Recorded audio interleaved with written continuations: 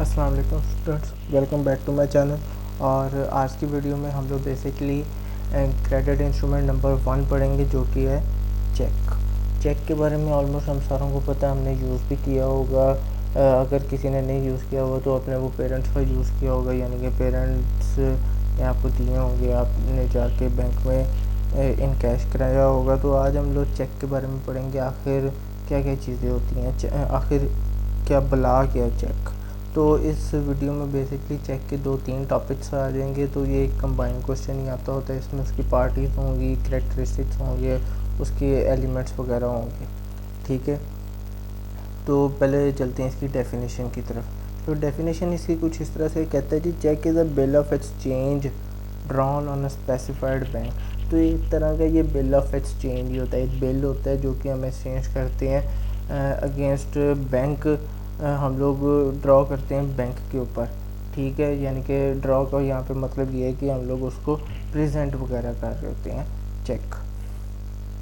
And express to be payable, और हम basically bank उस जो चेक है वो बैंक को एक मैसेज दे रहा होता है कि ये चीज़ एक्सप्रेस कर रहा होता है, एक इन्फॉर्मेशन प्रोवाइड कर रहा होता है, एक ऑर्डर दे रहा होता है कि आप इसको पे आप इसके ऊपर जो भी अमाउंट है वो आप पेबल करने के आपका फ़र्ज़ है, आपकी ड्यूटी है कि इसके अगेंस्ट जो कस्टमर है उसको आप पेमेंट करो। अदरवाइज देन ऑन डिमांड, यानी कि जब भी वो डिमांड करेगा, यानी कि जब भी वो चेक प्रेजेंट करेगा बैंक के अगेंस्ट, यानी कि बैंक को प्रेजेंट करेगा अपना चेक, तो बैंक का ये फ़र्ज़ है कि वो उस चेक की पेमेंट करे। अनटिल एंड अनलेस कुछ एक्सेप्शंस होते हैं, वो हम लोग डिसऑनरिंग ऑफ चेक में पढ़ेंगे।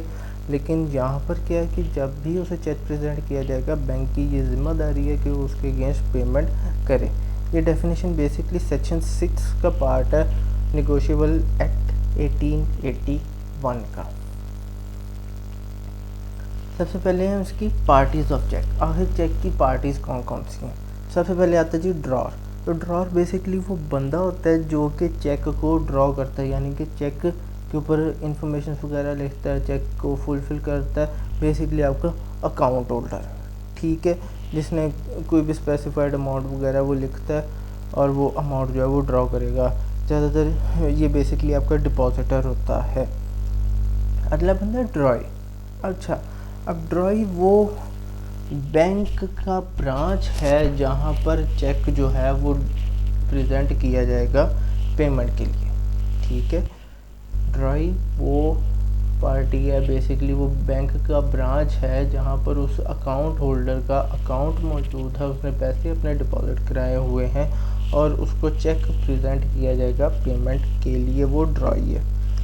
लास्ट पे आता है पेई। अब पेई वो बंदा होता है जिसका नाम हम चेक के ऊपर मेंशन करते हैं कि इस बंदे को आपने ये जो अमाउंट है वो आफ्टर वेरिफिकेशन दे देनी है, यानी कि इसको विड्रॉ हमारे अकाउंट से पैसे जो है वो विड्रॉ करके इस बंदे को आपने देने हैं जो कि आपको चेक प्रेजेंट कर रहा होगा। उसका नाम हम पेई में लिख देते हैं। अब पेई जो है वो कोई थर्ड पार्टी भी हो सकती है और पेई जो है वो ड्रॉर खुद भी हो सकता है। थर्ड पार्टी से मुराद यही है कि एक पार्टी ड्रॉर है, एक पार्टी ड्रॉई है, यानी कि एक पार्टी अकाउंट होल्डर है, दूसरा बैंक है। तो पेई जो है वो कोई इन दोनों के अलावा भी कोई बंदा हो सकता है, वो इसीलिए मैंने उससे कहा कि वो कोई थर्ड पार्टी नहीं, तो वो फर्स्ट पार्टी यानी कि ड्रॉर खुद भी हो सकता है, जैसे कि वो सेल्फ चेक्स वगैरह होते हैं, उसमें वेरिफिकेशन की ऐसे इतनी ज़्यादा ज़रूरत नहीं पड़ती होती। आगे एलिमेंट्स ऑफ चेक। आखिर चेक में शामिल क्या क्या चीज़ें होती हैं, एक चेक के ऊपर क्या क्या चीज़ें हमें लिखनी पड़ती हैं या क्या क्या चीज़ें मौजूद होती हैं जो कि हमने फुलफ़िल करनी पड़ती हैं। तो सबसे पहले नेम ऑफ़ द बैंक। तो एक चेक के ऊपर सबसे पहले तो जी उस बैंक का नाम प्रिंटेड होता है जहाँ पर हमारा अकाउंट खुला होता है, जहाँ जिसके हम कस्टमर होते हैं, और बैंक के ब्रांच यानी कि जिस ब्रांच में हमारा अकाउंट होता है वो उस ब्रांच का एड्रेस वगैरह, उसकी इन्फॉर्मेशन और ब्रांच कोड वगैरह, ये सारी चीज़ें चेक के ऊपर मेंशन्ड होती हैं। उसके ऊपर उसके साथ होती है आपकी डेट। अब डेट का वहाँ पे एक कॉलम होता है जिसके अंदर हमने डेट मेंशन करनी होती है कि आखिर ये जो चेक है वो किस दिन से ड्यू होता है, यानी कि ड्यू होगा, इसकी पेमेंट होगी। अब ये चेक जो है वो बेसिकली 6 माह तक अपनी ड्यू डेट से, यानी कि जो मेंशन्ड डेट होती है उससे 6 माह तक, उससे आगे 6 माह तक के पीरियड के लिए वो वैलिड रहता है। यानी कि अगर हम लोग दूसरे महीने में ये चेक, यानी कि फरवरी में कोई चेक ड्रॉ कर रहे हैं, उसकी डेट फरवरी की है, तो वो अगस्त तक जो है वो चेक जो है वो वैलिड रहेगा। यानी कि 6 माह तक वो जो चेक है वो वैलिड रहता होता है। नेक्स्ट अब इज नेचर ऑफ अकाउंट। अच्छा, अब जो इसका नेचर है, यानी कि हमारा अकाउंट की आखिर टाइप क्या है। टाइप्स ऑफ अकाउंट में हमने ये सवाल वो काफ़ी किस्म के अकाउंट्स पढ़े थे, उसमें करंट था, सेविंग था, टर्म डिपॉजिट था, बीबीए था, ईएसए था, फॉरेन करेंसी था। तो वो हमारा जो भी अकाउंट की टाइप होगी वो भी चेक के ऊपर मेंशन होती है। उसके बाद अकाउंट नंबर। अब नेचर ऑफ अकाउंट के बिल्कुल साथ ही हमारा अकाउंट नंबर भी मेंशन होता है कि आखिर ये जो चेक है, जो चेक ड्रॉ हो रहा है, उस अकाउंट होल्डर का अकाउंट नंबर क्या है। ये बेसिकली हमारे डेटाबेसेस जो होते हैं उसके अंदर ये सारी चीज़ें जो हैं वो जनरेटेड होती हैं, कंप्यूटर में ये सारा कुछ फेड होता है। फिर चेक नंबर। अब अकाउंट नंबर के साथ साथ चेक नंबर भी होता है कि आखिर ये चेक बुक का कौन सा चेक नंबर है, 1 है, 2 है, 3, और उसके साथ ही मज़ीद भी सीरियल नंबर चल रहा होता है। जस्ट कि बाद में जब हम लोग क्रॉस चेकिंग वगैरह कर रहे होते हैं तो हमें चेकिंग करने में आसानी रहे, बैंक को भी आसानी रहे, हमें भी आसानी रहे। उसके बाद है पेई। अब पेई का भी एक कॉलम होता है, उसमें हमने पार्टी का नाम लिखना होता है कि आखिर ये जो चेक है वो हमने किस बंदे को इन कैश करना है, यानी कि उसकी पेमेंट किस बंदे को करनी है। अब ये थर्ड पार्टी भी हो सकती है, ड्रॉर खुद भी हो सकता है। फिर वर्ड बेरर और ऑर्डर। अगर तो चेक ऑर्डर है तो उस सूरत में हमें ऑर्डर का वर्ड जो है वो टिक करना पड़ेगा, या ऑर्डर का वर्ड खुद से हम लोग पेई के नाम के आगे लिख देंगे। और अगर तो चेक जो है वो बेरर है तो उस सूरत में हम लोग बेरर का वर्ड लिखेंगे। या ये चीज़ें क्या होती हैं वो हम लोग टाइप्स ऑफ चेक वाला जो हम लोग क्वेश्चन पढ़ेंगे उसके अंदर डिटेल से ये चीज़ें पढ़ेंगे कि आखिर बेरर चेक क्या होता है और ऑर्डर चेक क्या होता है। उसके बाद है अमाउंट इन वर्ड्स। अब हम लोग जो भी हमने अमाउंट विड्रॉ करनी है उसको हम लोग वर्ड्स में भी लिखेंगे। उसके बाद अमाउंट इन फिगर्स। अब वर्ड्स के साथ साथ हमने जो अमाउंट है वो फिगर्स में भी लिखनी होती है, उसका एक अलग से कॉलम होता है। फिर सिग्नेचर ऑफ डिपॉजिटर। आखिरकार अब हमने सिग्नेचर, यानी कि जो अकाउंट होल्डर है उससे सिग्नेचर्स मस्ट होते हैं। तो अगर सिग्नेचर्स नहीं होंगे तो जो बैंक है वो पाबंद है कि उस चेक को डिसऑनर कर दे। डिसऑनर किस तरह से? डिसऑनरिंग बेसिकली ये होता है कि चेक को वो इन कैश नहीं करेगा।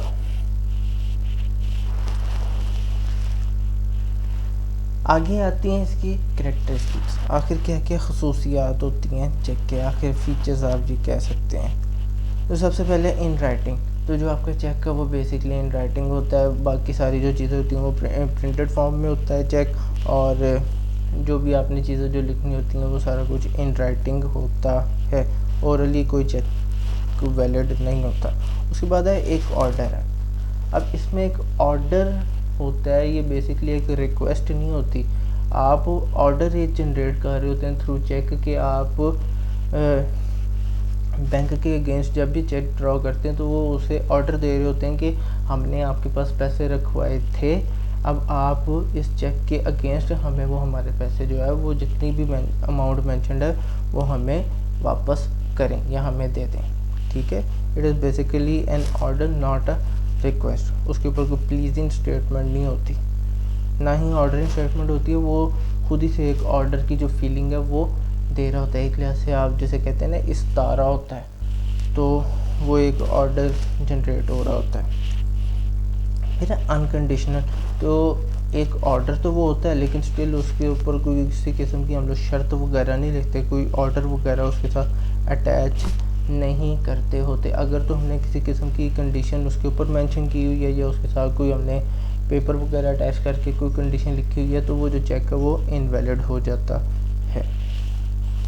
फिर है प्रिंटेड फॉर्म। तो जो आपका चेक होता है वो बेसिकली प्रिंटेड फॉर्म में होता है, और हर बैंक के लिहाज से उनकी जो डिज़ाइनिंग वगैरह होती है वो डिफरेंट होती है, साइज वगैरह डिफरेंट होते हैं, उसके ऊपर उनकी इन्फॉर्मेशन वगैरह सारा कुछ जितने भी हमने पहले चीज़ें पढ़ी हैं, तो उनके जो कॉलम्स वगैरह जो होते हैं वो सारा कुछ प्रिंटेड फॉर्म में ही होता है। जगह उन्होंने बनाई होती है, हमने जस्ट उनको फिल करना होता है। Next step is on bank.